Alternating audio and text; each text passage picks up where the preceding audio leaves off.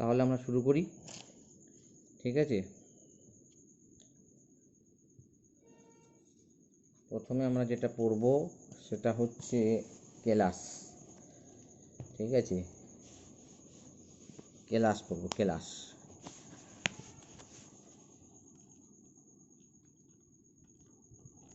Sound যদি কম আসে তাহলে তোমরা একটু ভলিউমটা বাড়িয়ে দেখে নেবে।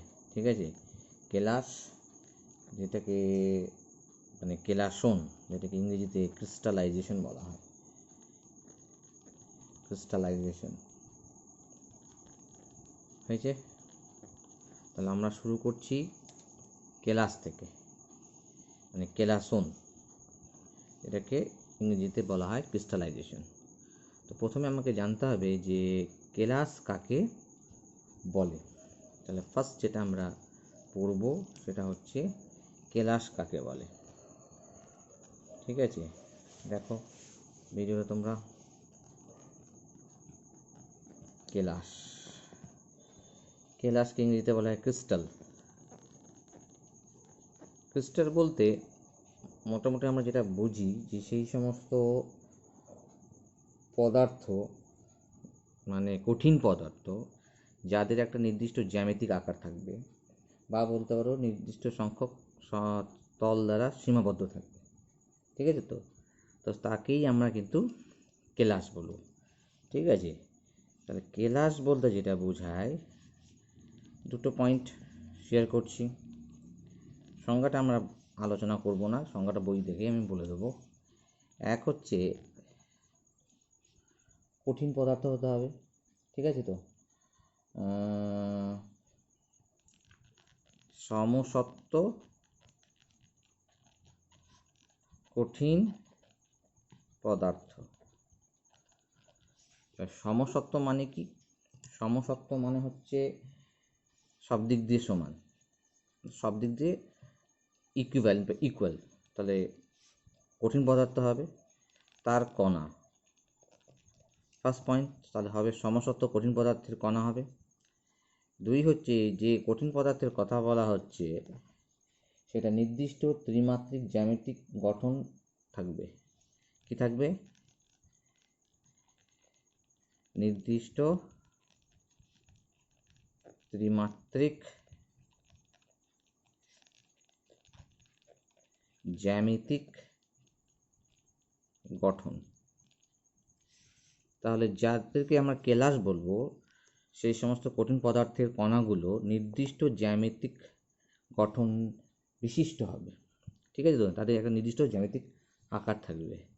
তাহলে নির্দিষ্ট জ্যামিতিক আকার বলতে কী বোঝাচ্ছে? যে নির্দিষ্ট সংখ্যক সমতল দ্বারা পরিবেষ্টিত থাকবে। ঠিক আছে, তো তো নির্দিষ্ট সংখ্যক, ঠিক আছে, সমতল পৃষ্ঠ দ্বারা, ঠিক আছে, তোমার সমতল পৃষ্ঠ দ্বারা সীমাবদ্ধ থাকবে। ঠিক আছে, তো দ্বারা সীমাবদ্ধ থাকবে। হয়েছে, তো মূলত এই হচ্ছে তিনটে পয়েন্ট কেলাসের, মনে রাখবে। এক হচ্ছে সমসত্ব কঠিন পদার্থের কণাগুলো, যে সমস্ত কঠিন পদার্থের বলা হচ্ছে তারা সমসত্ব হতে হবে, মানে সব দিক দিয়ে সমান। তারা নির্দিষ্ট জ্যামিতিক গঠন বিশিষ্ট হবে এবং তাদের নির্দিষ্ট সংখ্যক সমতল পৃষ্ঠ থাকতে হবে। ক্লিয়ার হলো তো? এইরকম নির্দিষ্ট জ্যামিতিক মানে নির্দিষ্ট জ্যামিতি আমরা বলতে কি বলতে, ট্রায়াঙ্গুলার শেপ, ত্রিভুজ আকার হতে পারে। ঠিক আছে, তো স্কোয়ার হতে পারে। ঠিক আছে, রেক্ট্যাঙ্গুলার হতে পারে। এই যে এগুলো তো নির্দিষ্ট জ্যামিতিক আকার, তাই তো। ষড়ভুজ হতে পারে, পঞ্চভুজ হতে পারে। ঠিক আছে, তো চতুর্ভুজ হলো, তাহলে এটা ত্রিভুজ। চতুর্ভুজের দুটো পার্ট, একটা হচ্ছে স্কোয়ার, একটা হচ্ছে রেক্ট্যাঙ্গল, আরেকটা হচ্ছে পঞ্চভুজ। ঠিক আছে, পঞ্চভুজ দেখো এরকম, দেখো পঞ্চভুজ। সেটা আবার দেখতে ষড়ভুজ হতে পারে, এই যে ষড়ভুজ। তো এগুলো হচ্ছে নির্দিষ্ট জ্যামিতিক আকার। ঠিক আছে, তো এইগুলো নিয়ে পরিবেষ্টিত হতে হবে। তো এইরকমই বাইরের দিকে এরকম তল থাকবে, যেমন একটা কিউবের কথা যদি বলা হয়, ঠিক আছে, দেখো আঁকছি আমরা একটা কিউব, এই যে কিউব, এটা একটা নির্দিষ্ট জ্যামিতিক আকার তো, তাই না? এই দেখো কিউবটাকে আমরা কমপ্লিট করছি, এটা নির্দিষ্ট জ্যামিতিক আকার, এই যে দেখতে পাচ্ছ নির্দিষ্ট জ্যামিতিক আকার, তাই না? এই দেখো নির্দিষ্ট জ্যামিতিক আকারটা। আর এই যে তল আছে দেখো, এই যে তলগুলোকে এটা সবকটা কি সমতল, যে নির্দিষ্ট সংখ্যক সমতল দ্বারা সীমাবদ্ধ। এই যে কিউব আমরা আঁকলাম ঘনক, এই ঘনকের মধ্যে কটা নির্দিষ্ট সংখ্যক সমতল আছে দেখো, একটা উপরে, নিচে, পেছনে, সামনে, বাঁদিকে, ডান দিকে, টোটাল 6টা সমতল দ্বারা পরিবেষ্টিত আছে এই ঘনক। তাহলে আমরা বলতে পারি ঘনক লিখলাম তো, ঘনক কটা? 6টি তোমার সমতল পৃষ্ঠ দ্বারা সীমাবদ্ধ, ঠিক আছে? এরকমই হতে হবে, তো কেলাস হতে গেলে এরকমই হতে হবে, বোঝা গেল তো? 6টা সমতল পৃষ্ঠ দ্বারা সীমাবদ্ধ ঘনক, ঘনক হচ্ছে একটা কেলাস। কোনো কঠিন পদার্থের মধ্যে যদি এরকম দেখা যায় তাহলে সেটাকে আমরা কেলাস বলবো। এবার অনেকগুলো ঘনক হয়, হ্যাঁ, রম্বস হয়, রম্বোহেড্রল হয়, নানান ধরনের নির্দিষ্ট জ্যামিতিক আকার থাকে। ক্লিয়ার হলো তো? তোমাদের জাস্ট একটু বোঝানোর জন্য এটা বলে দেওয়া হয়। তো কেলাস কি আমরা মোটামুটি ক্লিয়ার হয়ে গেলাম। তাহলে কেলাস কি সেটা আমরা ক্লিয়ার হয়ে গেলাম। এবার তার উদাহরণগুলো পড়ব, ঠিক আছে? উদাহরণগুলো কি কি হতে পারে? উদাহরণগুলো আসতে পারে পরীক্ষায়, কেলাস কাকে বলে হয়তো জিজ্ঞেস করবে এবং উদাহরণগুলো জিজ্ঞেস করবে।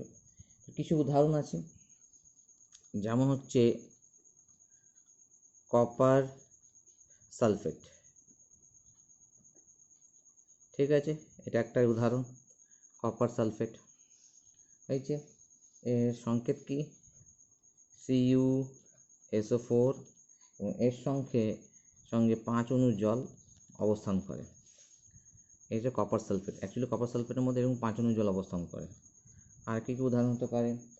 ফিটকিরি, ঠিক আছে, অ্যান্টিসেপটিক হিসেবে ব্যবহার করা হয় দাড়ি কাটার সময়। এটাকে পটাশ অ্যালাম বলা হয়, মানে এর মধ্যে পটাশিয়াম থাকে, অ্যালাম মানে অ্যালুমিনিয়াম থাকে, ঠিক আছে? অ্যালাম, পটাশ মানে পটাশিয়াম, আর অ্যালাম মানে এর মধ্যে অ্যালুমিনিয়াম থাকবে, ঠিক আছে? তারপর দেখো আর কি থাকতে পারে? পটাশ, অ্যালাম, তারপরে হচ্ছে তোমার আরও উদাহরণ হচ্ছে মিছরি, চিনির বিকল্প, মিছরি মিষ্টি জাতীয়, ঠিক আছে? তো এটাকে কেন সুগার বা সুক্রোজও বলা হয়। কেন সুগার মানে কেন সুগার আখের রস দিয়ে তৈরি করা হয়। কেন সুগার মানে হচ্ছে আখ, বা এটাকে সুক্রোজও বলা হয়। চিনির মধ্যে সুক্রোজ থাকে, ডিফারেন্ট কম্বিনেশনে থাকে, ঠিক আছে? অত জানা দরকার নেই। তারপর আরেকটা হচ্ছে তোমার লোহার একটা সালফেট হয়, এটা গ্রিন ভিট্রিয়ল বলা হয়। গ্রিন ভিট্রিয়ল, ঠিক আছে? তো গ্রিন ভিট্রিয়ল, এর সংকেত হচ্ছে FeSO4, আর এর মধ্যে 7 অণু জল থাকে এই ক্রিস্টালের মধ্যে, এবং সবুজের মতো দেখতে হয়। আর কপার সালফেটটা নীল কালারের হয়, ঠিক আছে? তোমরা যদি কোনোদিন কেমিস্ট্রি ল্যাবে যাবে, কিছু জিনিস চোখে পড়বে। ফিটকিরি মিছরি তো তোমরা বাস্তব জীবনে দেখতে পাবে, কপার সালফেট যদি ল্যাবে যাও তাহলে এরকম দেখবে নীল কালারের, হ্যাঁ, যেমন ওই জামা কাপড় পরিষ্কার করার সময় ধোয়ার পর যে নীল দিই আমরা, ঠিক সেরকমই একদম নীল, একদম স্বচ্ছ ক্রিস্টাল কালারের মতো নীল কালার থাকে কপার সালফেটের। আর এই ফেরাস সালফেট যেটাকে গ্রিন ভিট্রিয়াল বলছে, সেটা একদম সবুজ কালার, গাঢ় সবুজ কালারের হয়। তোমরা পারলে গুগলে সার্চ মেরে copper sulphate green vitriol search মারবে, দিয়ে তাদের কালারগুলো আইডেন্টিফাই করবে, তাহলে বুঝতে পারবে এগুলো সবই হচ্ছে তোমার এক্সাম্পল অফ কেলাস, ঠিক আছে? এবার আমরা পড়ব, তাহলে আমরা জানলাম যে কিছু নির্দিষ্ট যৌগ আছে, নির্দিষ্ট কঠিন পদার্থের কণাগুলো আছে যারা নির্দিষ্ট জ্যামিতিক আকার বিশিষ্ট হয় এবং নির্দিষ্ট সংখ্যক সমতল দ্বারা পরিবেষ্টিত হয়। ক্লিয়ার হলো? তো সমতল পৃষ্ঠ দ্বারা পরিবেষ্টিত হয় বা সীমাবদ্ধতা হয়, তো তাদেরকে আমরা বলবো কেলাস।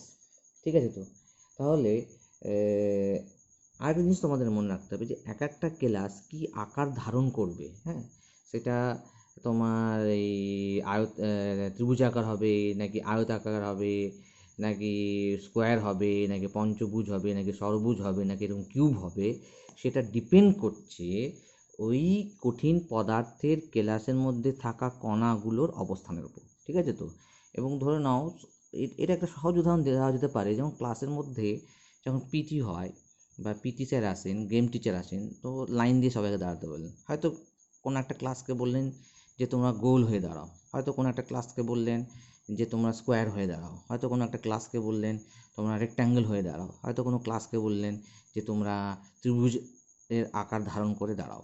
তাহলে এই যে বিভিন্ন ক্লাসের ছাত্ররা বা ছাত্রছাত্রীরা এই যে দাঁড়ানোর ভঙ্গি দেখেই আমরা বলে দিতে পারবো যে এই দাঁড়ানোটা কীরকম হয়েছে। এরকম ত্রিভুজ আকারের হয়েছে, নাকি পঞ্চভুজ আকারের হয়েছে, নাকি ষড়ভুজ আকারের হয়েছে, নাকি তোমার কি বলে স্কোয়ার হয়েছে, নাকি তোমার আয়তাকার হয়েছে। বোঝা গেলো? তো তো ক্লাসের মধ্যে থাকা ছাত্রছাত্রীদের অ্যালাইনমেন্ট দেখেই কিন্তু আমরা বলে দিতে পারবো তারা কী ধরনের জ্যামিতিক আকার গঠন করেছে। একইভাবে কোনো নির্দিষ্ট কঠিন পদার্থ যারা এরকম কেলাস গঠন করছে তাদের মধ্যে থাকা কণাগুলো, ঠিক আছে? তো তাদের কণাগুলোর অবস্থান দেখেই কিন্তু আমরা বলতে পারবো যে তারা কী ধরনের জ্যামিতিক আকার ফর্ম করবে। ক্লিয়ার হলো? তো সেই পয়েন্টটা আমি এখানে লিখে দিলাম, এগুলো ইম্পর্টেন্ট পয়েন্ট, মনে রাখবে। তাহলে নেক্সট পয়েন্টটা কি? নেক্সট পয়েন্টটা হচ্ছে তোমার যে কেলাসের নির্দিষ্ট আকার কিসের উপর নির্ভর করবে। তো কেলাসের, লিখছি পয়েন্টটা, হ্যাঁ,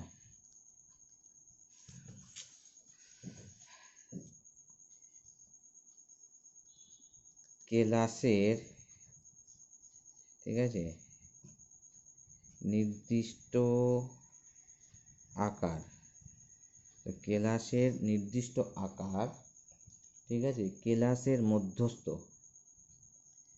কেলাসের মধ্যে থাকা পরমাণু বা আয়নগুলি, ঠিক আছে, এখানে পরমাণু বলছে তো তোমরা পরমাণু বলবে, পরমাণু সমূহের বা পরমাণুগুলির, ঠিক আছে, তোমার বিচিত্র বিন্যাস বা সজ্জার উপর নির্ভর করে। ঠিক আছে, কিসের উপর নির্ভর করে? সজ্জার উপর নির্ভর করে। তাহলে পয়েন্ট টু বি নোটেড, কি বললাম যে কেলাসের যে নির্দিষ্ট আকার সেটা ডিপেন্ড করছে কেলাসের মধ্যে থাকা পরমাণু বা আয়নগুলি। ঠিক আছে, তো কেলাস কঠিন পদার্থ অনেক সময় পরমাণু থাকে, যেমন হীরক, গ্রাফাইট, এরাও কিন্তু নির্দিষ্ট জ্যামিতিক আকার নিয়ে অবস্থান করে। তো এদের ক্ষেত্রে পরমাণু বলতে পারি কার্বনের পরমাণুগুলোর বিন্যাস। কিন্তু এই যে ফেরাস, কপার সালফেট, ফিটকিরি বলছি, মিছরি বলছি, গ্রিন ভিট্রিয়াল বলছি, এদের ক্ষেত্রে এখানে কিন্তু পরমাণু অবস্থান করে না, এখানে কিন্তু আয়ন অবস্থান করে। যেমন কপার সালফেটের মধ্যে কপার প্লাস 2SO4 ডাইমাইনাস আয়ন, তাদের মধ্যে ফাঁকা জায়গা থাকে, সেই ফাঁকা জায়গাগুলোর মধ্যে জলের অণুগুলো দখল করে থাকে। ঠিক আছে, তো এরা কিন্তু দখল করে থাকে জলের অণুগুলো সেই ফাঁকা জায়গাগুলোর মধ্যে। একইভাবে গ্রিন ভিট্রিয়ালের ক্ষেত্রে Fe+2 আর SO4 ডাইমাইনাস আয়নগুলো থাকে। এদের বিন্যাস দেখে আমরা বলতে পারবো এরা কী ধরনের জ্যামিতিক আকার ফর্ম করেছে, এবং এদের মধ্যে যে ফাঁকা জায়গাগুলো থাকবে ফর্ম করার সময় এই ধরনের এরকম একটা ভেতরে দেখতে পাচ্ছ যে ভেতরে একটা ফাঁকা জায়গা আছে, এই ফাঁকা জায়গাগুলোর মধ্যে জলের অণুগুলো অবস্থান করে, এবং প্রতি অণুতে মোটামুটি কটা জল অণু ঘিরে রয়েছে সেটা কিন্তু আমরা একটা ওভারঅল হিসাব করে কিন্তু এই হিসাবটা পাই আমরা। তার জন্য আমরা লিখি সংকেত FeSO4 7H2, CuSO4 5H2, এসব লেখার পেছনে এই হচ্ছে কারণ। তাহলে কি আমরা জানতে পারলাম যে কেলাসের নির্দিষ্ট আকার, ঠিক আছে, তো ডিপেন্ড করছে কেলাসের মধ্যে যে পরমাণুগুলো রয়েছে তারা কিভাবে সজ্জিত আছে তাদের উপর নির্ভর করে।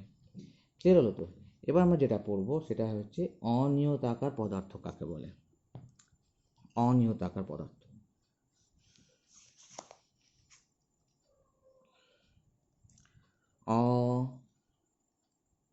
অনিয়তাকার পদার্থ। ঠিক আছে, তো অনিয়তাকার পদার্থ কি? অনিয়তাকার পদার্থ, তাহলে অনিয়তাকার পদার্থ হচ্ছে যাদের কি হবে, এই কেলাসের মতো এই জিনিসগুলো থাকবে না, নির্দিষ্ট ত্রিমাত্রিক জ্যামিতিক গঠন থাকবে না, বা নির্দিষ্ট সংখ্যক সমতল পৃষ্ঠ দ্বারা এরা সীমাবদ্ধ হবে না। ঠিক আছে, তাদের কি অনিয়তাকার কেলাস পদার্থ বলবো। ঠিক আছে, তাহলে আমরা কি বলবো, যারা কেলাস ফর্ম করে না। ঠিক আছে, অর্থাৎ যে সমস্ত কঠিন পদার্থের কেলাস হয় না। তো আমরা লিখতে পারি যে সমস্ত, ঠিক আছে, কঠিন পদার্থের কি হয় না, কেলাস হয় না। ঠিক আছে, তো যে সমস্ত কঠিন পদার্থের কেলাস হয় না, ক্লিয়ার হলো, মানে বলতে চাইছে যে নির্দিষ্ট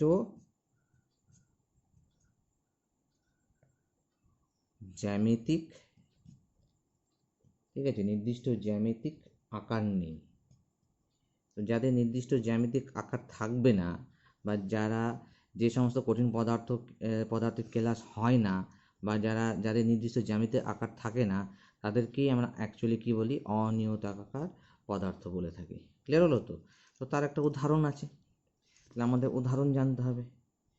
উদাহরণগুলো কি কি, কাদেরকে, এটা আমাদের বাস্তব অভিজ্ঞতা দেখে আমরা কিন্তু বলতে পারি কিন্তু। ঠিক আছে, যেমন চুন হচ্ছে তোমার একটা অনিয়তাকার পদার্থ। ঠিক আছে, কাঁচ কিন্তু অনিয়তাকার, দেখে মনে হয় যে নির্দিষ্ট জ্যামিতিক আকার। ময়দা, আটা, ঠিক আছে, আবার হচ্ছে তোমার স্টার্চ ইত্যাদি ইটিসি। তাহলে আমরা কিছু উদাহরণ তোমাদের সামনে তুলে ধরলাম, যেগুলো তোমাদের বইয়ে আছে, এগুলোই পড়বে। আর কিছু বাস্তব উদাহরণ তোমরা এমনি বলতে পারবে, যে চুন এটা একটা অনিয়তাকার পদার্থ, কাঁচ একটা অনিয়তাকার পদার্থ, ময়দা একটা অনিয়তাকার পদার্থ, স্টার্চ একটা অনিয়তাকার পদার্থ। এই ধরনের পদার্থগুলো কোনোদিনই নির্দিষ্ট জ্যামিতিক আকার ফর্ম করতে পারে না, বা এদের ক্ষেত্রে কণাগুলোর বিন্যাসগুলো এরকম হয় না যে দেখে মনে হবে যে কতগুলো নির্দিষ্ট সমতল পৃষ্ঠ দ্বারা এরা ঘিরে রয়েছে। ঠিক আছে, তো তাই এটা আমরা দেখতেই পারি, চুন হচ্ছে পাউডারের মতো, ময়দাও তাই। চুনকে গুঁড়ো করা যায়, ময়দাকে এরকম গুঁড়োর মতো দেখতে হয়। তো এইভাবে তোমরা বলতে পারো বেসিক ইনস্টিংক্ট দিয়ে, যে এরা অনিয়তাকার পদার্থ ফর্ম করতে পারে না। ঠিক আছে, এবার আমরা যেটা পড়বো সেটা হচ্ছে কেলাসন বা ক্রিস্টালাইজেশন। তো তোমাদের পদ্ধতি ডিটেলসে পড়া দরকার নেই, জাস্ট জানতে হবে কাকে বলে। ঠিক আছে, তাহলে আমরা যেটা পড়বো সেটা হচ্ছে কেলাসন। এই যে কেলাসন পড়বো আমরা। কেলাসনকে ক্রিস্টালাইজেশন বলা হয়। ক্রিস্টালাইজেশন, কেলাসন হয়েছে। তাহলে আমরা ক্রিস্টালাইজেশন পড়বো আমরা। কেলাসন কি জিনিস? তো কেলাসন হচ্ছে যে পদ্ধতি দ্বারা কেলাস ফর্ম হয়, যে পদ্ধতি দ্বারা কেলাস পদার্থ প্রস্তুত করা হয়, সেগুলোকেই কেলাসন বা স্ফটিকরণ বলা হয়। তো সেটাই হচ্ছে সংজ্ঞা। তাহলে সংজ্ঞাটা কি হবে, যে যে সকল পদ্ধতির দ্বারা, এবার কতগুলো পদ্ধতি আছে, হ্যাঁ, তো যে সকল, ঠিক আছে, যে সকল পদ্ধতি দ্বারা, ঠিক আছে, যে সকল পদ্ধতি দ্বারা কোনো পদার্থ মানে যাদের ক্ষেত্রে কেলাস গঠন করা সম্ভব, কোনো পদার্থের কেলাস প্রস্তুত করা হয়, কেলাস প্রস্তুত করা হয়। ঠিক আছে, তো তো সেটাকেই আমরা বলবো কেলাসন। বা ভালো করে দেখে নাও, তো মোটামুটি আমরা কি বললাম, ভালো করে দেখে নাও, যে সকল পদ্ধতি দ্বারা কোনো পদার্থের কেলাস প্রস্তুত করা হয় তাদেরকে কেলাসন বলে, বা এটার আরেকটা নাম হচ্ছে স্ফটিকীকরণ। ঠিক আছে, তো তো এর অপর নাম হচ্ছে স্ফটিকি, ঠিক আছে, করণ। তো করটা দীর্ঘই হবে, হ্যাঁ, তো এটা দেখে নেবে, হ্যাঁ। তাহলে এটাকে আমরা কেলাস বা কেলাসন বা স্ফটিকীকরণ বলতে পারি। তাহলে যে সকল পদ্ধতি, এবার সেই সকল পদ্ধতিগুলো কি কি? মোটামুটি দুটো পদ্ধতি আছে প্রস্তুত করা। এক হচ্ছে যে সম্পৃক্ত দ্রবণ নেবে, সেটাকে আস্তে আস্তে ঠান্ডা করবে। আর এক হচ্ছে যে অসম্পৃক্ত দ্রবণ নেবে এবং সেটাকে উত্তপ্ত করবে।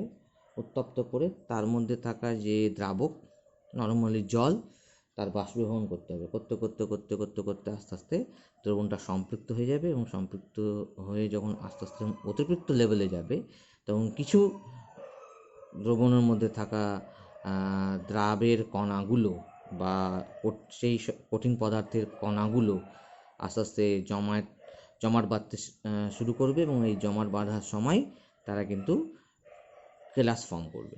ক্লিয়ার হলো তো?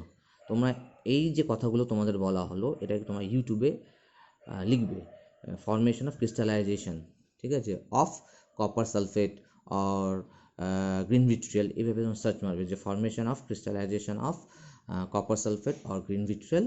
হ্যাঁ, এটা তোমরা ইউটিউবে সার্চ মারবে, তোমরা দেখবে নানান ভিডিও তোমরা পাবে এবং সেই ভিডিওগুলো তোমরা দেখবে যে বিকারের মধ্যে সলিউশন নিয়ে, হ্যাঁ, সিডিং পদ্ধতির দ্বারা কীভাবে কী সুন্দরভাবে কপার সালফেটের ক্রিস্টাল তৈরি করা হচ্ছে, গ্রিন ভিট্রিয়ালের ক্রিস্টাল তৈরি করা হচ্ছে এবং সেই কালারগুলো যা দেখতে হয় খুব দারুণ, একদম ক্রিস্টাল ক্লিয়ার, খুব সুন্দর লাগে দেখতে কিন্তু। হ্যাঁ, এগুলো কিন্তু সার্চ মারবে, যেহেতু এখন আমাদের হাতে প্রত্যেকটা ছাত্রছাত্রীর হাতে হাতে মোবাইল আছে, ইন্টারনেট আছে, ভালো স্পিড আছে।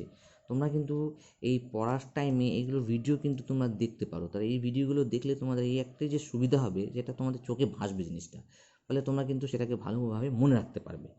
তো ইন্টারনেটের এটা ভালো গুণ কিন্তু, অনেকগুলো খারাপ গুণ আছে, তার মধ্যে এগুলো কিন্তু অনেক ভালো গুণ। এগুলোকেই অভ্যাসে পরিণত করতে হবে, ঠিক আছে? তাহলে আমরা ফর্মেশন অফ ক্রিস্টালে চলে যাবো, প্রস্তুতকরণ পদ্ধতি। তো সেটাকে আমরা পয়েন্ট হিসেবে লিখব, কী লিখব? কেলাস প্রস্তুতকরণ।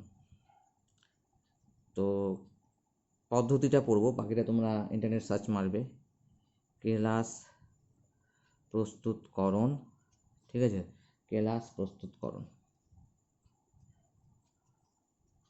ফর্মেশন অফ ক্রিস্টালস, এই যে কেলাস প্রস্তুতকরণ। ক্লিয়ার হলো তো? আমি তোমাদের মুখে মুখে বলে দিলাম পদ্ধতি কি কি। এক হচ্ছে সম্পৃক্ত দ্রবণকে তোমাকে ঠান্ডা করতে হবে, ফার্স্ট পদ্ধতি। যে ঠান্ডা, আচ্ছা ঠান্ডা এবার কেন করছি? ঠান্ডা করলে কী হবে বলতো? দ্রবণটা অতিরিক্ত হয়ে যাবে, অর্থাৎ দ্রাব্যতা কমে যাবে। মানে আগে যে পরিমাণ দ্রাবক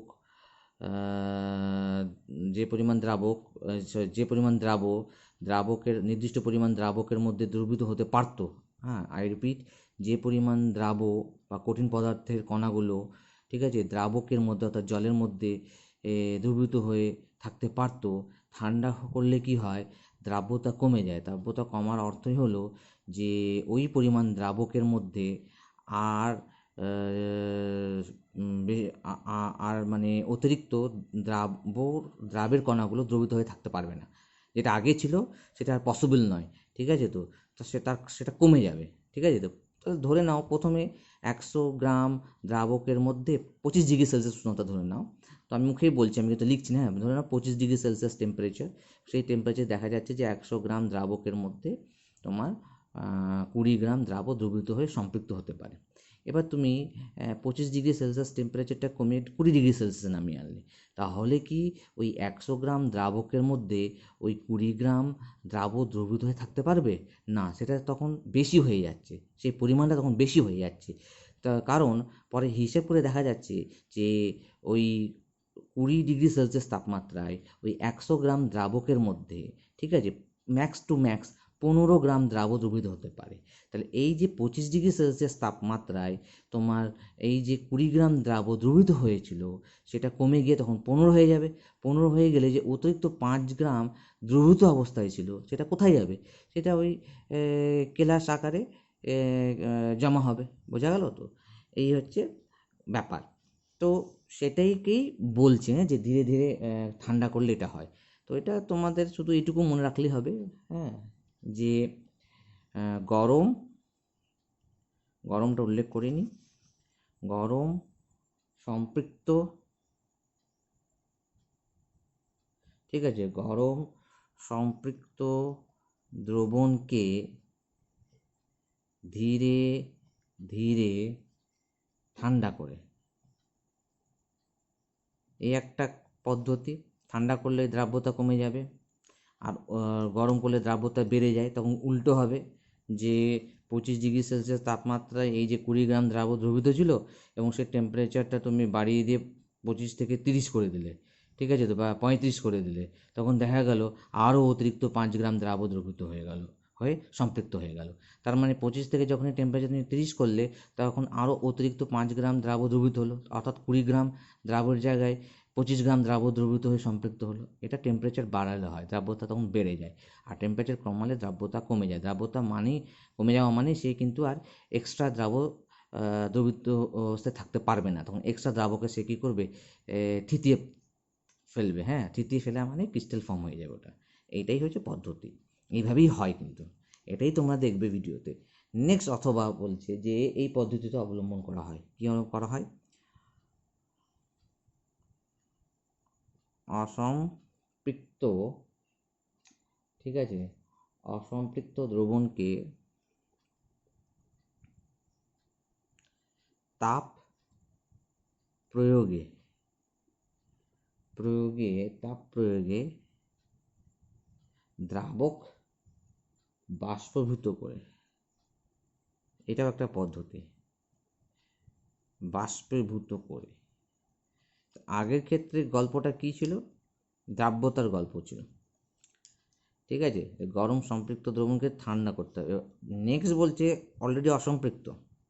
অসম্পৃক্ত মানে জায়গা আছে, এখনও আরও কিছু পরিমাণ দ্রাব্য দ্রবীভূত হতে পারে। যেমন ধরে নাও আমি টেম্পারেচার 25 ডিগ্রি রাখলাম, এবং একটু আগে বললাম যে 100 গ্রাম দ্রাবকে সর্বাধিক 20 গ্রাম দ্রাব্য দ্রবীভূত হতে পারে। কিন্তু দেখা যাচ্ছে যে তুমি ওই 25 ডিগ্রি সেলসিয়াস তাপমাত্রায় 100 গ্রাম দ্রাবকে তুমি 20 গ্রাম দ্রাবের জায়গায় 15 গ্রাম দ্রাব্য দ্রবীভূত করেছো, ঠিক আছে তো। এবার তুমি 15 গ্রাম দ্রাব্য দ্রবীভূত করেছো, মানে অতিরিক্ত আরও 5 গ্রাম দ্রাব্য দ্রবীভূত হতে পারতো। সে যেহেতু দ্রবীভূত হচ্ছে না, তাই সেই দ্রবণকে আমরা কী বলছি, অসম্পৃক্ত দ্রবণ বলছি। এবং এটাকে আমাকে সম্পৃক্ত আকারে নিয়ে আসতে হবে, এটা আমরা পড়েছি, এবং আগের দিন তোমাদেরকে আমি জিজ্ঞেস করেছিলাম। তো আমাকে তাপ প্রয়োগ করতে হবে। তাপ প্রয়োগ করলে কী হবে, দ্রাবক বাষ্পীভূত হবে। দ্রাবক বাষ্পীভূত হলে কী হবে, দ্রবণের মধ্যে থাকা দ্রাবকের পরিমাণ কমে যাবে। যেই দ্রাবকের পরিমাণ কমে যাবে, অমনি দ্রাব্যতাও আস্তে আস্তে কমবে। তখন ক্যালকুলেশনটা এইভাবে দাঁড়িয়ে যাবে, যে টেম্পারেচার দাঁড়িয়ে যাবে যে যা ছিল ওর মধ্যে দ্রাব্য, 15 গ্রাম দ্রাব্য দ্রবীভূত ছিল, ওই 15 গ্রাম দ্রাবে ও সম্পৃক্ত হয়ে গেল। এবং আরও তুমি যখন টেম্পারেচার বাড়াচ্ছ, তখন দেখা যাচ্ছে যে আরও বেশি পরিমাণ দ্রাবক, অর্থাৎ জল বাষ্পীভূত হয়ে যাচ্ছে। তাহলে ওই যে 15 গ্রাম দ্রাবটা, হ্যাঁ, কঠিন পদার্থটা যে সম্পৃক্ত হয়ে গেল, সে কিন্তু আর সম্পৃক্ত থাকলো না, অতিরিক্ত পর্যায়ে চলে গেল। আর যেই অতিরিক্ত হয়ে গেল মানে এক্সট্রা হয়ে গেল, তখন সেটা থিতিয়ে কেলাস হয়ে যাবে, ঠিক আছে তো। তো তোমাকে এটা মনে রাখতে হবে যে কেলাসন পদ্ধতিতে সব সময়, ঠিক আছে, কেলাসন পদ্ধতিতে সেটা তোমার এই গরম সম্পৃক্ত দ্রবণকে ধীরে ধীরে ঠান্ডায় করো, বা অসম্পৃক্ত দ্রবণকে তাপ প্রয়োগ করে দ্রাবককে বাষ্পীভূত করো, আলটিমেটলি সেটা অতিরিক্ত অবস্থায় আসে কিন্তু, হ্যাঁ, কেলাসের ঠিক মুহূর্তে দ্রবণটা কিছুটা অতিরিক্ত থাকে। তো এটা এই পয়েন্ট আমি অ্যাড করলাম, যে কেলাসনের মুহূর্তে, ঠিক আছে, কিসের মুহূর্তে, কেলাসনের মুহূর্তে, ঠিক আছে, কেলাসনের মুহূর্তে, জাস্ট যে মুহূর্তে কেলাসটা হবে, কেলাসনের মুহূর্তে দ্রবণ কি হয়ে গেল, কিছুটা, মানে সেটা হতেই হবে, তা না হলে কিন্তু কেলাস ফর্ম করবে না, হ্যাঁ, কিছুটা অতিরিক্ত থাকে, অবশ্যই অতিরিক্ত হতে হবে। সে যে পদ্ধতিতেই তুমি করো না কেন, তোমাকে এটা নিয়ে আসতেই হবে, তবেই এক্সট্রা দ্রাব আলগা হয়ে নিজের মধ্যে জোটবদ্ধ হয়ে কেলাস ফর্ম করবে, ঠিক আছে তো। এবং কেলাস ফর্ম করতে সাহায্য করে সিডিং পদ্ধতি। ঠিক আছে? তো তাহলে আমাদের এরপরে যে পরবর্তী টপিক সেটা আমাকে জানতে হবে যে হোয়াট ইজ সিডিং এবং এটা কিভাবে করা হয়। ঠিক আছে? তাহলে মোটামুটি একটা আইডিয়া তোমাদের হয়ে গেল। আশা করি এই ভিডিও তোমাদের পছন্দ হচ্ছে যে কেলাস কী, কেলাসের সংজ্ঞা কিন্তু আমি দিনে বই দেখিয়ে দেবো এবং এক্সাম্পল দিয়ে বোঝানোর চেষ্টা করেছি, উদাহরণ দিলাম। তারপরে কেলাস হতে গেলে কি আকারের কেলাস হবে সেটা কণাগুলোর বা পরমাণুগুলোর বিন্যাসের উপর নির্ভর করছে, সেটা ঘনক হবে নাকি ত্রিভুজ হবে নাকি চতুর্ভুজ হবে নাকি পঞ্চভুজ হবে নাকি ষড়ভুজ হবে। ঠিক আছে? তো বা এরপর আমরা যেটা জানলাম সেটা হচ্ছে অনিয়তাকার পদার্থ, যারা কেলাস ফর্ম করতে পারে না বা যাদের নিচে জ্যামিতিক আকার নেই বা যাদের মধ্যে থাকা কণাগুলো ওরকম বিন্যাসে অবস্থান হয় না, যেমন চুন, কাঁচ, ময়দা, স্টার্চ। এবার আমরা পড়বো যে কেলাস কিভাবে তৈরি করা হয়, তো তার পদ্ধতিকে কি বলে। তো আমরা জানলাম যে কেলাসের তৈরি করার পদ্ধতিকে কেলাসন বলা হয় বা স্ফটিকরণ বলা হয়। ঠিক আছে? তো তাহলে এর প্রসেসটা কি, কীভাবে ফর্ম করা হয়? দুইভাবে ফর্ম করা হয়। এক, তুমি গরম সম্পৃক্ত দ্রবণ নেবে বা একটা অসম্পৃক্ত দ্রবণ নেবে। যদি তুমি সম্পৃক্ত দ্রবণ নাও তাকে ধীরে ধীরে ঠান্ডা করতে হবে, তাহলে তার দ্রাব্যতা কমে যাবে এবং ঠিক কেলাস হওয়ার মুহূর্তে দ্রবণটা অতিরিক্ত পর্যায়ে চলে যাবে। যেই অতিরিক্ত পর্যায়ে চলে গেল তখন এক্সট্রা মানে দ্রাব যেটা ছিল সেটা তো সম্পৃক্ত অবস্থা ছিল, এবার যেই অতিরিক্ত হয়ে গেল ওই দ্রাবটাই কিন্তু কী হয়ে গেল বলো তো, বেশি হয়ে গেল। ঠিক আছে? ক্লিয়ার হলো তো? ঠিক আছে? যেমন তোমার ধরে নাও একটা মোটা সাইজের একটা, বলা উচিত নয়, একজন ব্যক্তি ধরে নাও অটোতে চাপছে। এবার অটো তো বিভিন্ন হয়, একটা ছোটো সাইজের একটা বড়ো সাইজের হয়। যখন ছোটো সাইজের অটোতে বসছে তখন তাকে আঁটো হয়ে বসতে হচ্ছে। ঠিক আছে? তো তো সেখানে সে কিন্তু তার যতটা জায়গা লাগা দরকার তার হচ্ছে না, আঁটো হয়ে বসতে হচ্ছে, তখন সেটা অতিরিক্ত। কিন্তু সাইজে যদি একটু বড় অটো হয় তাহলে সেখানে কিন্তু সে অনেকটা কমফোর্টেবলি বসতে পারে, তো সেটা সম্পৃক্ত হয়ে যায়। তাহলে এইভাবে যদি তুমি দ্রবণটাকে ঠান্ডা করো তো ওই দ্রাবই ওই দ্রবণের মধ্যেই অতিরিক্ত হয়ে যাবে। আর যেই হয়ে গেল অতিরিক্ত, সেই মুহূর্তেই কিন্তু এক্সট্রা দ্রাবের কণাগুলো বা কঠিন পদার্থের কণাগুলো যাদের দ্রবণ তৈরি করেছি তারা একজোট হতে শুরু করে। ঠিক আছে? তো এরকম জোট বাঁধতে শুরু করে, ঠিক আছে? তো এরকম জোট বাঁধতে শুরু করবে, দিয়ে এরকম করে কেলাস ফর্ম করবে।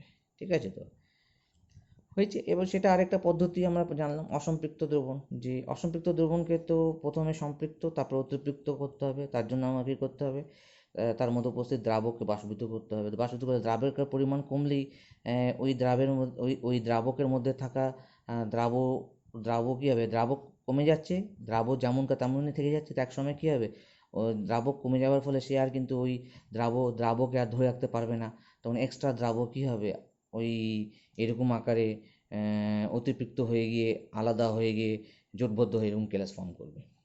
ঠিক আছে? তো তো বই দেখবে বিভিন্ন এক্সাম্পল দেওয়া আছে যে ফিটকিরি কেলাস প্রস্তুত কীভাবে করা হয়, পটাশিয়াম নাইট্রেটের কেলাস কীভাবে প্রস্তুত করা হয়। তো এগুলো তোমরা পড়বে। ঠিক আছে? এগুলো আমার বিষয় না, এগুলো পড়বে। নেক্সট যেটা আমরা পড়বো সেটাকে বলা হচ্ছে বীজ কেলাস বা সিডিং যাকে বলা হয়। ঠিক আছে? তো বীজ কেলাস আমরা পড়বো।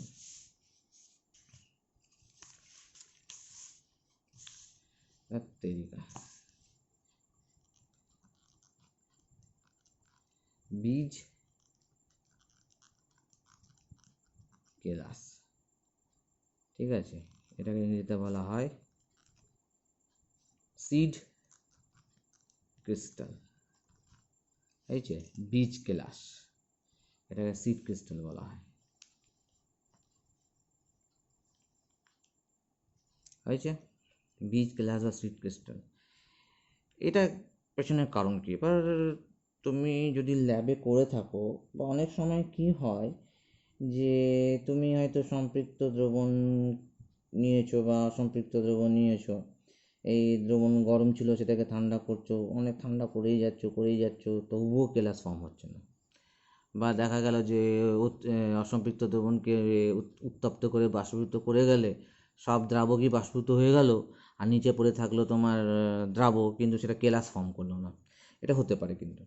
ঠিক আছে? তো তো এই যে সমস্যাটা যে মানে কেলাস হওয়ার যে একটা মাত্রা আছে, যে লিমিটেশন আছে, সেটা পার হয়ে যাওয়ার পরেও দ্রবণ কিন্তু দ্রবণ থেকে দ্রাবটা কিন্তু আর কেলাসিত হচ্ছে না। তখন সেক্ষেত্রে কী করা হয়, যে বাইরে থেকে ওই তোমার যেমন আমরা পড়েছি না, ত্বরান্বিত করা হয়। তো বাইরে থেকে কী করা হয়, যে পদার্থের কেলাস তৈরি করা হচ্ছে, যেমন ধরে নাও ফেরাস সালফেটের কেলাস তৈরি করা হচ্ছে, তো বাইরে থেকে কী করা হয়, ওই ফেরাস সালফেটের একটা টুকরো নেওয়া হয়, ঠিক আছে, একটা ছোট্ট কেলাসের টুকরো নেওয়া হয়, দিয়ে দ্রবণের মধ্যে সুতো দিয়ে ঝুলিয়ে দেওয়া হয়, ঠিক আছে। তো তো সেটা কী করে, কেলাস হতে সাহায্য করে। তো বাইরে থেকে আমরা যে এই যে কেলাসকে আমরা যোগ করলাম, এটাকে বীজ কেলাস বলা হয়। মানে বীজ দিয়ে তো গাছ হয়। তো চিনির শিল্প উৎপাদনে এরকম বীজ কেলাস ইউজ করা হয়, ঠিক আছে। তো এটাকে সিডিং বলা হয়, সিডিং মানে ওভারগ্রোথ, ঠিক আছে। এই যে দেখতে পাচ্ছ বইয়ের মধ্যে দেখো ছবিটা দেওয়া আছে, এই ছবির মতো করেই হয়, এটাই সেরকম বীজ কেলাস। সম্পৃক্ত দ্রবণে যদি বীজ কেলাস দেওয়া হয়, খুব দ্রুত কিন্তু কেলাসন পদ্ধতি বা কেলাসের কেলাসটা কী হবে, ত্বরান্বিত হবে। ফলে কী হবে, খরচ কম হবে, লাভ বেশি হবে ইন্ডাস্ট্রির, তাই না? তাহলে কেন হচ্ছে, কারণটা কি, সেটাকে জানবো। তাহলে সেটা আমি লিখি যে সম্পৃক্ত ব্যাপারটাই বলা হয়েছে, যে অনেক সময় কি হচ্ছে, নির্দিষ্ট তাপমাত্রায় সম্পৃক্ততার, ঠিক আছে, তো সম্পৃক্ততার মাত্রা অতিক্রম করা সত্ত্বেও, ঠিক আছে, অতিক্রম করার সত্ত্বেও দ্রবণ থেকে কি হচ্ছে, দ্রাবটি কেলাসিত হয় না। তো তোমাকে যদি জিজ্ঞেস করে যে এটা কি সম্ভব, তো তোমরা বলবে, এইভাবে বলবে যে অনেক সময় নির্দিষ্ট তাপমাত্রায় সম্পৃক্ততার মাত্রা অতিক্রম হয়ে গেল, তা সত্ত্বেও দ্রবণ থেকে দ্রাবটা কেলাসিত হচ্ছে না। তো উপায় কি, তো এবারে তো সমাধান থাকবে, তাই তো। তাহলে সমাধানটা কি, ঠিক আছে, তাহলে আমরা আগে সমাধান দেখব। সমাধানটা হচ্ছে যে ওই ধরনের দ্রবণ থেকে, ঠিক আছে, তো তোমার কি করা হয়, বাইরে থেকে ওই ধরনের দ্রবণে বাইরে, দেখো বাইরে থেকে, ঠিক আছে, ওই ওই দ্রাব পদার্থটির, যার কেলাস তৈরি করছি, হ্যাঁ, ওই দ্রাব পদার্থটির একটা ছোট্ট টুকরো বা একটা ছোট্ট কেলাস, একটি ছোট কেলাস কি করা হয়, ওইরই একটা ছোট কেলাস আমরা দ্রবণে যোগ করে দিই। দ্রবণে যোগ করলে কি হবে, কেলাসন দ্রুত হয়, কেলাসন দ্রুত হয়। বোঝা গেল? তাহলে বাইরে থেকে আমরা ওই দ্রাব পদার্থটিরই একটা ছোট্ট কেলাস দ্রবণের মধ্যে যোগ করব। যেমন ধরো নাও ফেরাস সালফেট বা যেটাকে আমরা বলছি গ্রিন ভিট্রিয়াল।